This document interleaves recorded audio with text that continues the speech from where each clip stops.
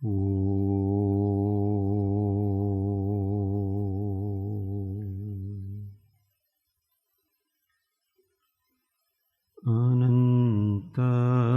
અનંત ભાવ ભેદથી ભરેલી અનંત અનંત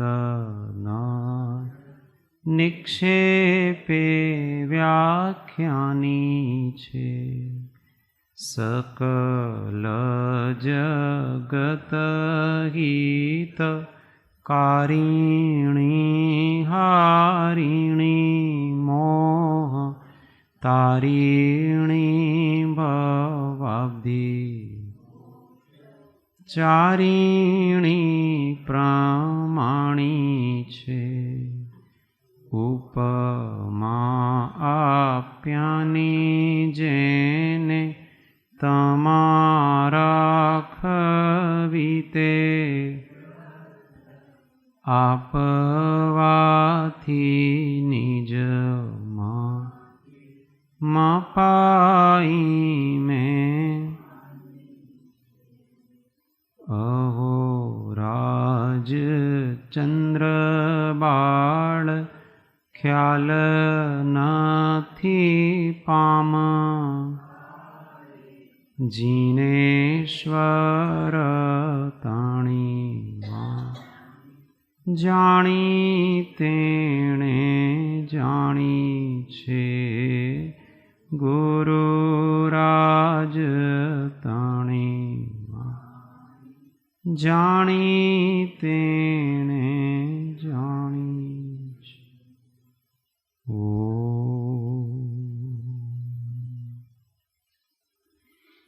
જય જિનેન્દ્ર, જય સદગુરુ.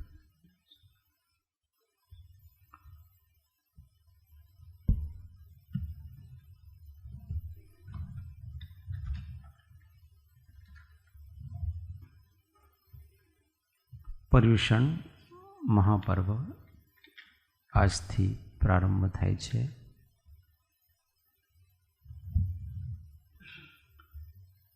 કાલે કોઈ અમારા સત્સંગમાં પ્રશ્ન પૂછતા હતા કે આપણે અનંતવાર પર્યુષણ પર્વ કર્યા છે, તો એનો કોઈ લાભ કેમ નથી મળતો? તો પર્યુષણ પર્વમાં જ આરાધના કરો તો લાભ મળે છે એવો કાંઈ નથી. 365 દિવસ આપણે આત્મા છીએ. 24 કલાક આપણે કર્મનો બંધ અને આશ્રવ થયા કરે છે. એટલે તપસ્યા અને જાગૃતિ 8 દિવસ જ કરવાની હોય એવું કાંઈ નથી. પણ ગ્રહસ્થ જીવનમાં ઘણી બધી ઉપાધિઓમાં ઘેરાયેલો વ્યક્તિ, એના માટે આચાર્યોએ આ વ્યવસ્થા કરી છે કે ભાઈ વચ્ચે વચ્ચે તમે નિવૃત્ત થાઓ પાપથી, ઉપાધિઓથી. એટલે પેલો ઘણો બધો પાપ ભેગું કર્યું છે એ થોડો થોડો ઓછો થાય ને જરાક પુણ્ય થાય. અને જો સાધુ સંતો પાસે સત્સંગમાં જશો અને જો તમને કાંઈક વાત લાગી ગઈ તો શુદ્ધ આત્માનો લક્ષ પણ થઈ શકે છે. એટલે પર્વોની ગોઠવણ કરી છે. પર્વ કોને કહેવાય છે? પર્વ એટલે આનું નામ પર્વ છે. આ વચ્ચે છે ને 1, 2, 3, એટલે જે વચ્ચે વચ્ચે ગાંઠો આવે છે એનું નામ પર્વ કહેવાય છે. એટલે પર્વ વચ્ચે વચ્ચે આવે છે ક્યારેક ક્યારેક. મુખ્ય રૂપથી આપણે 2 પર્વો હોય છે, એક અષ્ટમી અને એક ચતુર્દશી. એ વચ્ચે આવે છે. તો શ્રાવકને 7 દિવસ આરંભ પરિગ્રહના કામ, 1 દિવસ બધા આરંભ પરિગ્રહથી નિવૃત્ત થાઓ, એ પર્વ છે. આપણે સામાન્ય રૂપથી એમ જાણીએ છીએ કે પર્વ એટલે ઉત્સવ. ઉત્સવ એટલે વધારે મોજ મસ્તી કરવી. સામાન્ય રૂપથી તો આપણે સામાન્ય મનોરંજન વગેરે ન કરતા હોય, કેમ કે આખો દિવસ કામ હોય, પણ શનિ રવિ આવે એટલે એ પર્વ કહેવાય. એટલે તે દિવસે ફરવા જવાનું, બીજું જે હોટલમાં ખાવા જવાનું, જે ગમતું એ કરવાનું. હોળી આવે, દિવાળી આવે તો જે ગમતું એ કરવાનું. આપણે સામાન્ય રૂપથી ઉત્સવ એનું નામ પર્વ કહેવાય છે. પણ અહીંયા વિતરાગ વિજ્ઞાનમાં પર્વ કંઈક જુદી વસ્તુ છે. પર્વ એટલે મનને રંજન નહીં કરવો, પર્વ એટલે આત્મરંજન કરવો. સામાન્ય લોકો શું કરે છે? મનોરંજન કરે છે. એટલે ખાઓ પીઓ, રમો, મોજ કરો, બધું કરવાનું, હોળી દિવાળી. વિતરાગ વિજ્ઞાનમાં કંઈક જુદું છે કે આ 8 દિવસ 2 દિવસ તમે આત્માને ખુશ કરો, આત્માનું રંજન કરો. ને એના માટે તો શું છે? જ્ઞાન, ધ્યાન અને તપ. એના દ્વારા આત્મા પ્રસન્ન થશે અને એમાં છોડવું પડતું હોય. બધો ઉત્સાહ, શું ઉત્સાહ છે તે છોડવાનો હોય છે. બહારનો ઉત્સાહ અને અંદરનો ઉત્સાહ જાગૃત કરવાનો છે, અંતર્મુખ થવાનું છે. એટલે તો આપણે અષ્ટમી 14ને દિવસે શું કરીએ છીએ? ઉપવાસ. ઉપવાસ કોનું નામ છે? ઉપવાસ. હવે બધા આરંભ પરિગ્રહ છોડીને આત્માના સંગમાં રહેવું. એટલે કોના દ્વારા? સ્વાધ્યાય દ્વારા, ભક્તિ દ્વારા, જે આપણે ધ્યાન વગેરેથી. તો અઠવાડિયું આપણા માટે આત્માના અન્વેષણ કરવાના દિવસો છે. એટલે વિશેષ કરીને તો પોતાના દોષોના પ્રમાર્જન કરવાના દિવસો છે.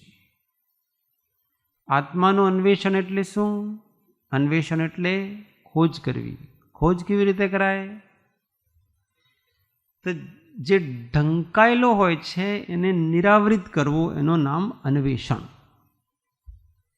જે કવર્ડ હોય છે એને ડિસ્કવર્ડ કરવું, એનું નામ અન્વેષણ. તો આત્મા કવર્ડ છે, ઢંકાયેલો છે. કોનાથી ઢંકાયેલો છે? દોષોથી ઢંકાયેલો છે. કર્મોથી નથી ઢંકાયેલો. કર્મો તો બિચારા કર્મના પ્રદેશમાં છે, દોષોથી ઢંકાયેલો છે. આપણે આત્માને જ્ઞાનાવરણ આદિ કર્મે નથી ઢાંકી રાખ્યો, આપણા આત્માને અજ્ઞાન આદિ દોષોએ ઢાંકેલો છે. તો એ દોષોનું પ્રમાર્જન કરો, એ આ દિવસોમાં મુખ્ય હોય છે. એટલે જ્યારે જ્ઞાન, ધ્યાન અને તપમાં લાગીશું તો પોતાના દોષો પહેલા તો દેખાશે.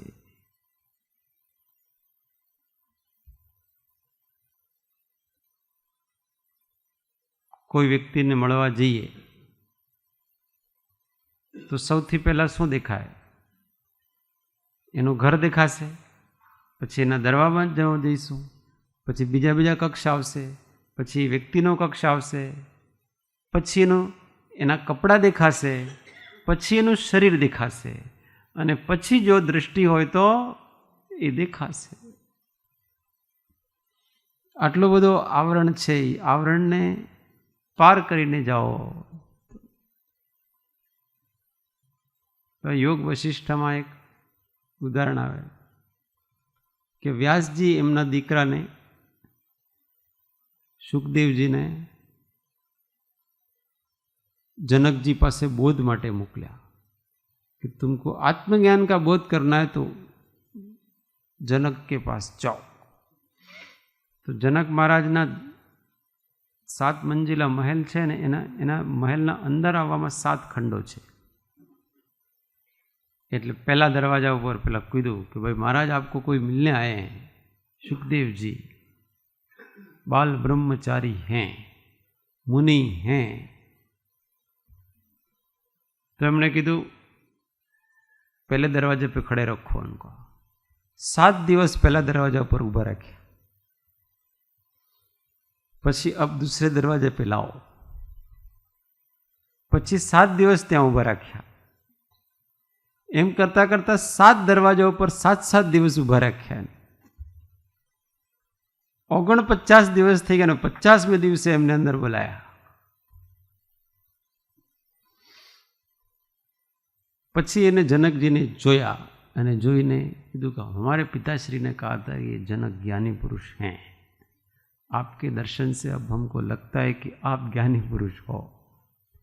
एटले पहला एमने धीरजनी परीक्षा लीधी छे,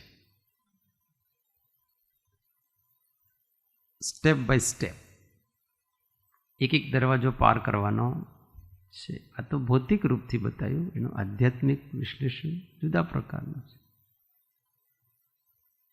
एम आपणे आत्मानी इच्छा छे तो आत्मा कोई एम थोड़ो देखाई जाए, आँख बंद करीने मने आत्मा देखाई गयो एवुं थोड़ुं छे, कई देखवानी वस्तु थोड़ी छे। अहींया तो आत्माने डिस्कवर्ड करवानुं छे। जेम जेम दोष जशे तेम तेम आत्मा देखाशे। जेम जेम कोई संपत्ति धन निधि पड़ी होय, रत्नो पड्या होय तो एना पर धूळ जामी गयो, जेम जेम धूळ ओછી थाय तेम तेम पेलो प्रकाश प्रगट थशे। बिल्कुल धूळ एना उपरथी न रहे तो संपूर्ण प्रकाशित थशे। एम आपणे आ रत्नमय आत्मा छे, रत्नत्रय रूप आत्मा छे। ये आत्मा पर शुं थई गयुं छे? मोह, राग, द्वेष, अज्ञान आदिना धूळ पड़ेली छे। ये धूळ धीमे धीमे धीमे धीमे धीमे जाशे अने एमां चेतनानो प्रकाश प्रकाशित थशे। एना माटे आपणे पोताना दोषोने पहेला प्रमार्जन करवा पड़े छे।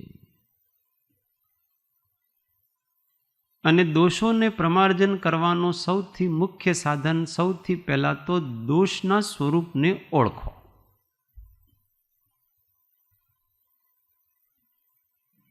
पछी एने जोवानो प्रयत्न करो, पछी ए दोषनी उत्पत्तिना कारणोनो अन्वेषण करो,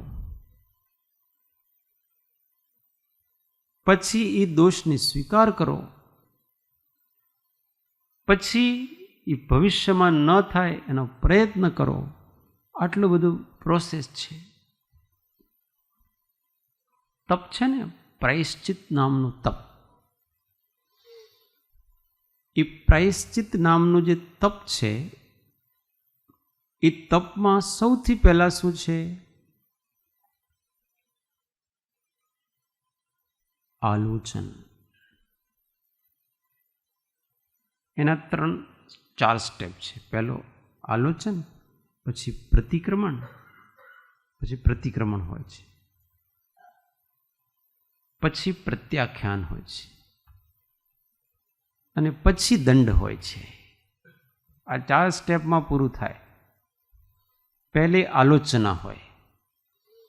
ए आलोचना में शुं करवानुं होय छे? तो सौथी आलोचन, लोचन एटले आँख, एना तरफ नजर करवी, पोतानी नजर में लेवा पोताना दोषोने, एनो नाम आलोचन, आलोचना। पछी पोतानी नजर में आवी गया, पछी एने योग्य व्यक्तिनी नजर में नाखवा, बीजाने कहेवा। पहला तो पोताने दोषनो स्वीकार करवो अने पछी बीजानुं कहेवुं आ दोष मारा अंदर छे। पहला एने जोवा पोते जाते अने पछी बीजाने कहेवा कि भाई मारा पास मारा आवा दोष छे, योग्य व्यक्तिने कहेवा। आ आलोचना कहेवाय छे। पछी शुं? बीजा योग्य व्यक्ति आगळ ई दोषनुं प्रतिक्रमण करे छे। प्रतिक्रमण एटले शुं? तो प्रतिक्रमण एनो नाम छे के जेमां दोष પ્રત્યે ધિક્કાર ભાવ હોય છે, હેયપણું હોય છે. આ મેં ખોટું કર્યું એવા પ્રકારનો ભાવની રજૂઆત કરવી, એનું નામ પ્રતિક્રમણ કહેવાય છે. આપણે આલોચનામાં બોલીએ છીએ ને, ધિક્કાર હો ધિક્કાર, આ પ્રતિક્રમણ છે. અને પછી ત્રીજી સ્ટેજમાં પ્રત્યાખ્યાન હોય કે પ્રતિક્રમણ કરી લીધું, પછી હવે પ્રત્યાખ્યાન કરો કે હવે હું ભવિષ્યમાં આ દોષ ફરીથી નહીં કરું એવી પ્રતિજ્ઞા કરો, એવો સંકલ્પ કરો. અને ચોથી સ્ટેજ છે, આ પૂરું થઈ ગયું પ્રાયશ્ચિત્ત, પણ ભવિષ્યમાં આપણેથી દોષ ન થાય એના માટે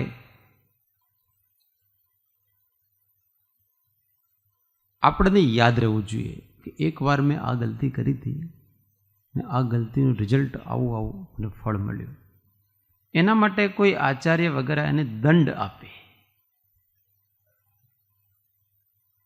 એટલે યાદ રહે. સ્કૂલમાં છોકરાઓ ભણે ને કંઈક બદમાશી કરતા હોય તો એને કોઈ દંડ આપવામાં આવે તો એને ફરીથી યાદ રહે કે દેખો આમ અમે સ્કૂલમાં ભણતા હતા ને પેલા મુર્ગા બનાવતા, મુર્ગા સમજ બેસાડેના કાન આમ કરીને પછી પગ ઉપર ઉભા રહે. કોઈને બનતા આવડે છે? હા.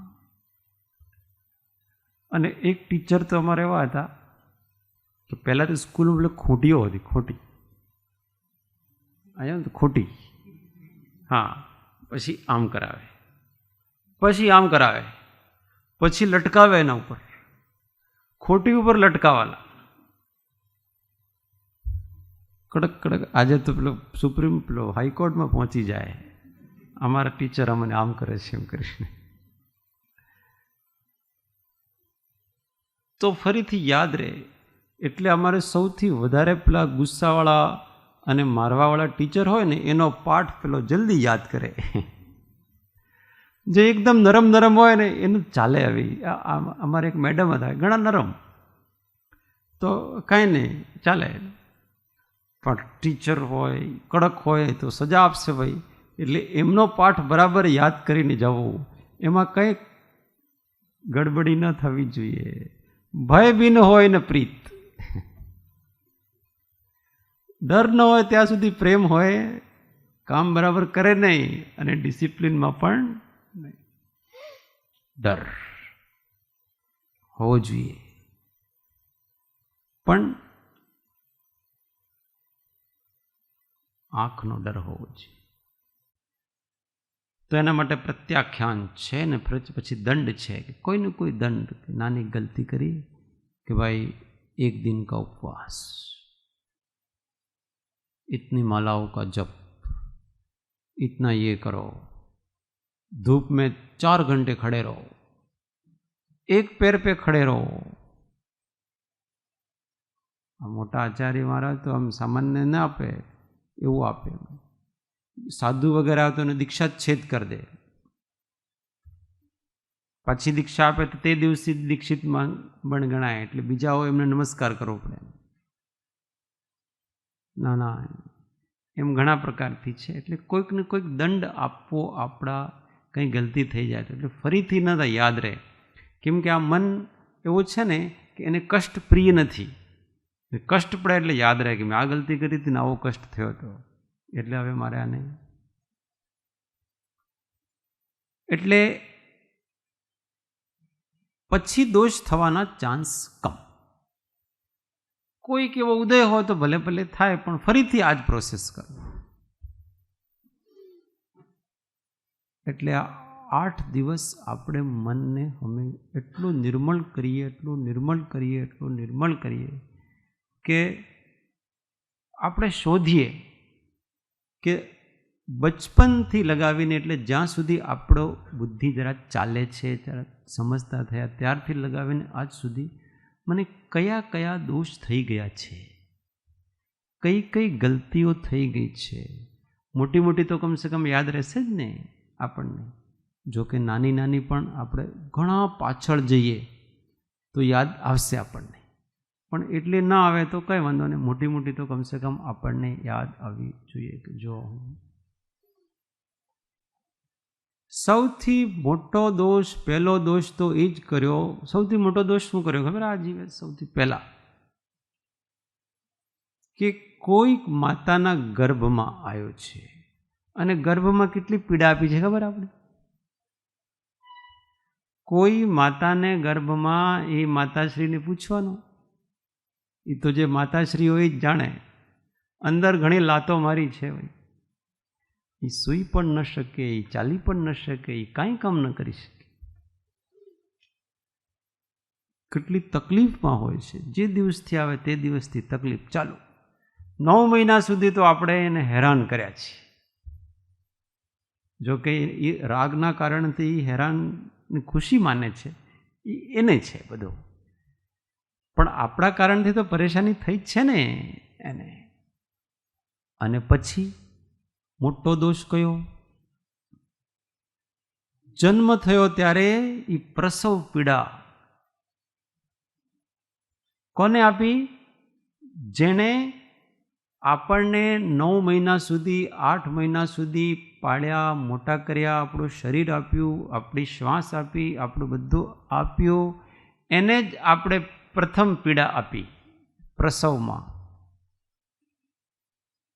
હવે એમ કહે છે કે હું અહીંયા રહું છું, હવે આ જગ્યા મારે ઓછી પડે છે, મારે હવે તમારી સાથે રહેવો નથી, એટલે એને બહાર નીકળવું છે.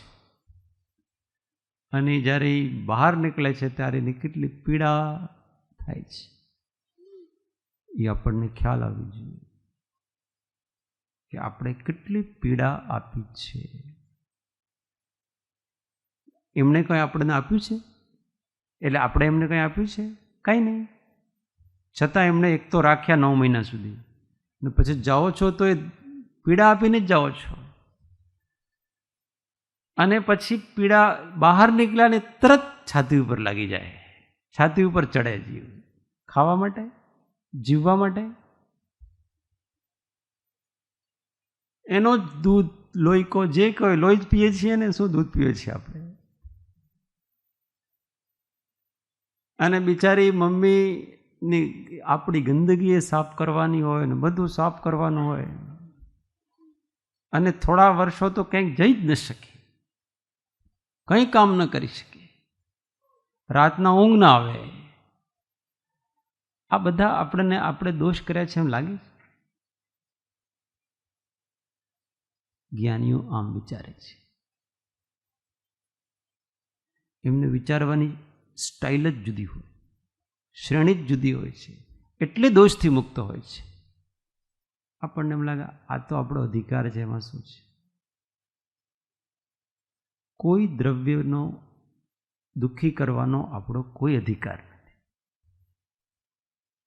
એ પરદ્રવ્ય છે, એને દુઃખી કરવાનો, એને હેરાન કરવાનો આપણને કોઈ અધિકાર નથી.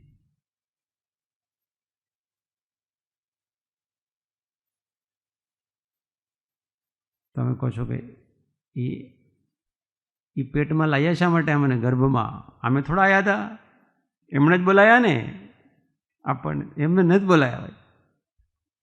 તે પહેલાં પ્રેમ કર્યો, એના કારણે તું એના ગર્ભમાં આવી છે. આપણી ભૂલ છે. કોઈ આપણે જન્મ લેવડાયો નથી, આપણે જન્મ લઈએ છીએ. અને પછી ધીમે ધીમે વિચાર કરવાનો, આગળ વધો. પછી 1 વર્ષના થયા ને કેટલા બધા ઝઘડાઓ કરતા, આપણે કજિયા કરે એમ કહીએ ને. કોઈ નીચે મૂકે મમ્મી તો જરી વાર નીચે નહીં, ઉપર જ મારતો, બસ મને તેડીની ફરો એમ હોય ને. કોઈ બીજાના પાસે ન જાય, એટલે મમ્મીને જ જરા છોડે જ નહીં. એ બધું યાદ આવે ત્યારે ખ્યાલ આવે છે કે આપણે કેટલા પરેશાન કર્યા છે કોઈ જીવને. ખાવાનું ખાવો, ભૂખ લાગી ખાય તો એને ડિસ્ટર્બ કરે, ના તારે નહીં ખાવાનું, તારે અત્યારે સુવાનું નહીં, ત્યારે કંઈ બહાર નહીં જવાનું, કોઈ નહીં કરવાનું, તારે બહાર ખાલી મને જ રાખવાનું છે બસ. મારી તરફ જ ધ્યાન હોવું જોઈએ, પરમાનન્ટ 24 કલાક.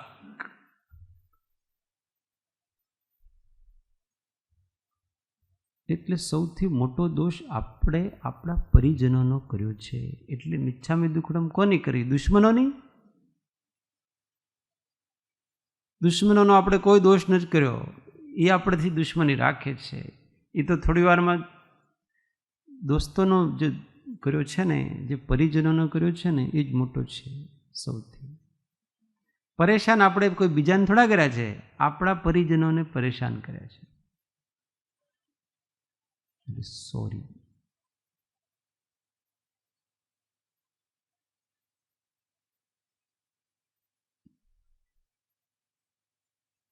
પછી મિત્ર મંડળી થઈ, એના સાથે ઝઘડા કર્યા હોય, એના સાથે કંઈક અપશબ્દ બોલ્યા હોય તો યાદ કરવા.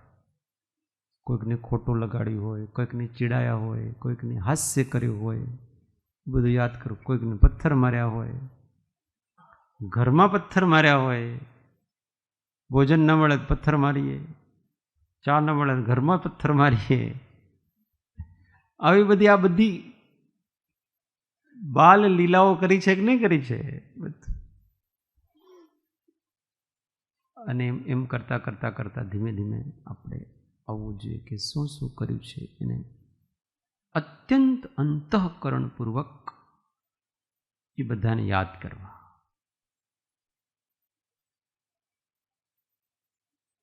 એ આખો આલોચના કેવી રીતે કરવી એ જ આ પત્રાંક 128 છે.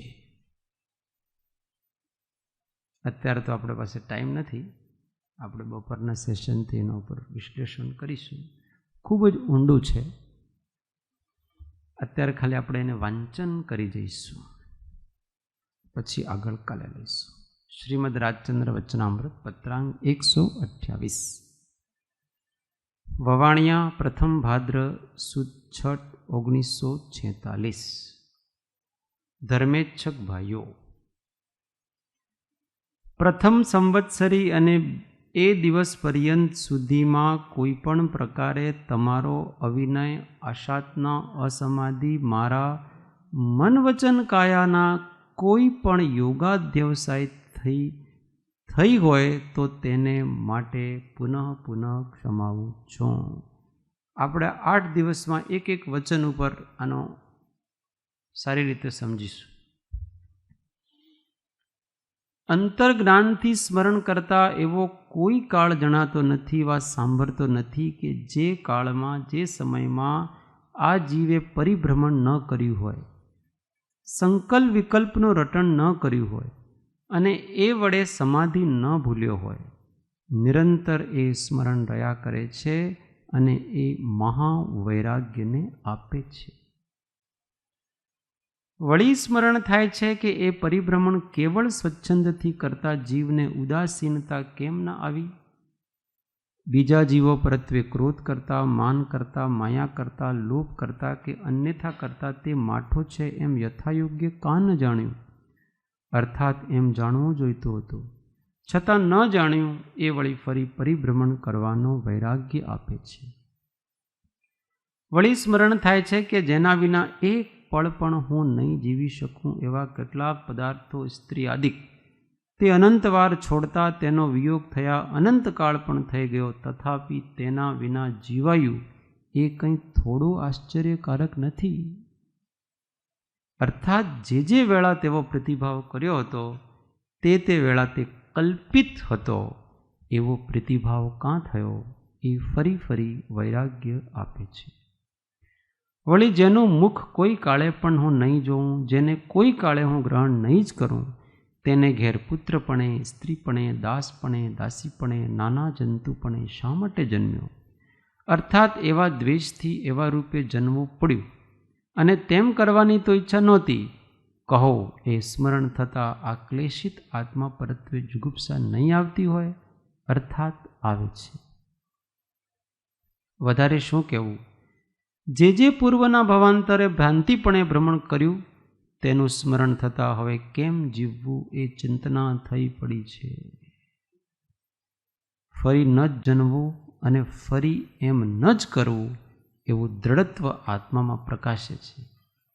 પણ કેટલીક નિરૂપાયતા છે ત્યાં કેમ કરવું? જે દ્રઢતા છે તે પૂર્ણ કરવી, જરૂર પૂર્ણ પડવી એ જ રટણ છે. પણ જે કંઈ આડું આવે છે તે કોરે કરવું પડે છે.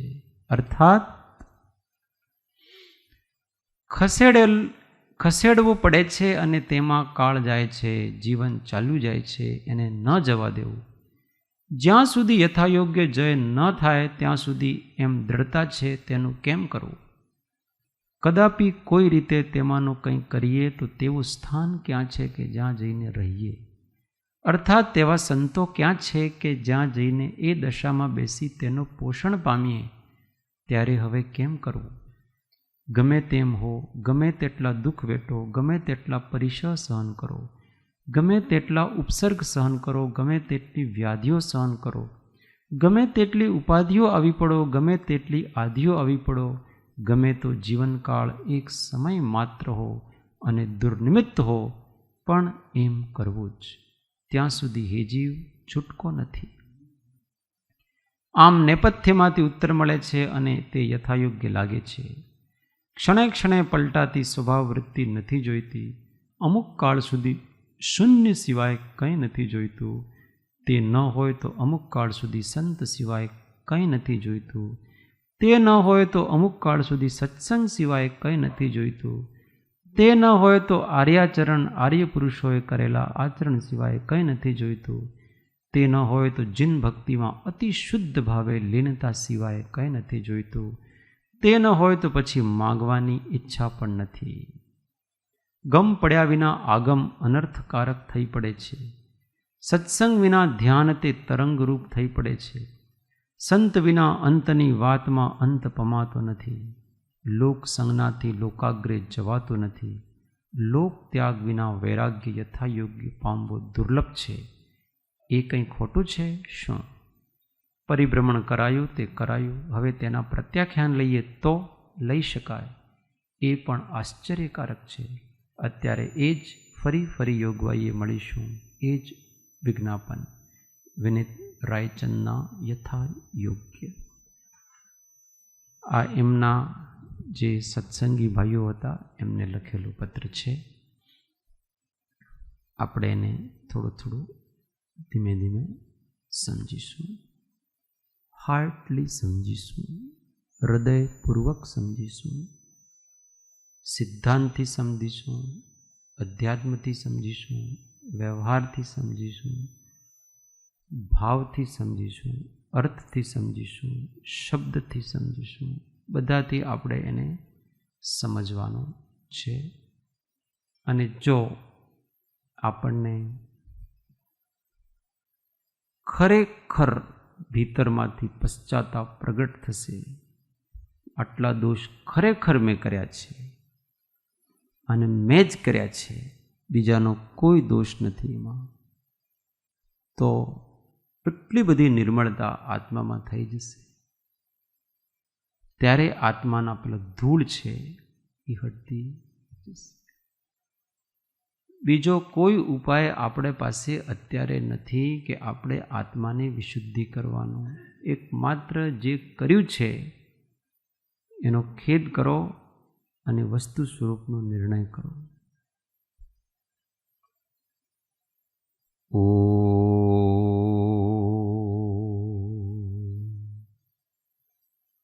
સુખધામ અનંત સુસંત ચહી दिन रात्र रहे तध्यानमहि पर शांति अनंत सुधामय जे प्रणमो पद तेवर तेज ओ प्रणमो पद तेवर तेज. बोलो महावीर स्वामी पंच परमेष्ठी परम कृपाळ सद्गुरु सब संतन की जय. शुद्ध आत्मदेव की जय. ઓમ. સૂત્ર: હું આત્મા છું, આપનો સેવક છું, સૌનો. હું આત્મા છું, આપનો સેવક છું, સૌનો મિત્ર છું. હું આત્મા છું, આપનો સેવક છું, સૌનો મિત્ર છું. જય જિનેન્દ્ર, જય શ્રી